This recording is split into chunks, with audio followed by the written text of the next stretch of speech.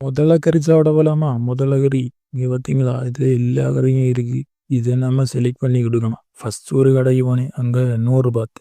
சரின்னு அடுத்த கடையில் பார்த்தா அங்கே கொஞ்சம் விலை வரும். இந்த கடை தான், இவங்க கடைக்கு தான் வந்தேன். இது ஒரு ஃபுட் ஸ்ட்ரீட்டு போல். தாய்லாண்டு வந்துட்டு இதை மட்டும் மிஸ் பண்ணால் எப்படி ஆக்கும் அப்படின்னு சொல்லிட்டு இந்த முதல்ல 1 பீஸ் எடுத்து கொடுத்தாச்சு கைஸ். பின்ன அடுத்து அவி என்ன செய்யணும்னு நம்ம தெரியல. இவன் ஐவியே தான் என்னதோ பண்ணனா ஃப்ரை அதை பண்ணேன் போல்.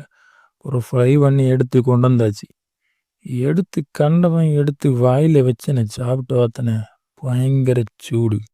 சூடுன்னா சூடு, ஏன்னா பக்கத்தில் இருந்தையே என்ன வதச்சிருக்கான், அந்த அளவுக்கு சூடு. அப்படியே வாயில் வச்சு கொஞ்ச நேரம் வாயிலே ஆற விட்டு சாப்பிட்டுட்டு இருந்தேன் கைஸ். வேற என்ன செய்ய. பின்ன சவுச்சி பார்க்கேன். சவுச்சி பார்த்தா சம்பவம் ஒரு காலம் சவுச்ச முடியாது. பின்ன அடுத்து இந்த பீஸ் தான் குழப்பமாக இருக்கும்னு சொல்லிட்டு இன்னொரு பீஸு, அடுத்தது இன்னொரு பீஸ் எடுத்து சாப்பிட்டு பார்த்தேன். அது கொஞ்சம் குழப்பம் இல்லை, கொஞ்சம் நல்லா தான் இருந்தா.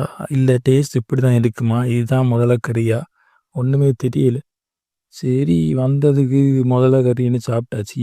ஆனால் இன்னொரு ஆளும் இதை சாப்பிட்டு பார்த்துட்டு சேம் ஃபீட்பேக் தான் சொல்லியிருந்து.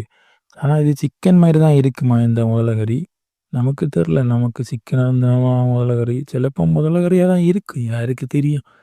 எனக்கு இந்த வைல்டு அனிமல்ஸை சாப்பிட்றதுல விருப்பம் இல்லை. இருந்தாலும் அன்ஃபார்ச்சுனேட்டாக மனுஷனாக பிறந்தனால வேறு வழி இல்லை. வழி உண்டு, சாப்பிடாமலே இருக்கலாம் நீங்கள். ஆனால் இது ஒருக்கா ட்ரை பண்ணணும் இல்லை, என்ன செய்ய, அதனால் ட்ரை பண்ணுவாங்க. ஓகே, பாய் பாய்.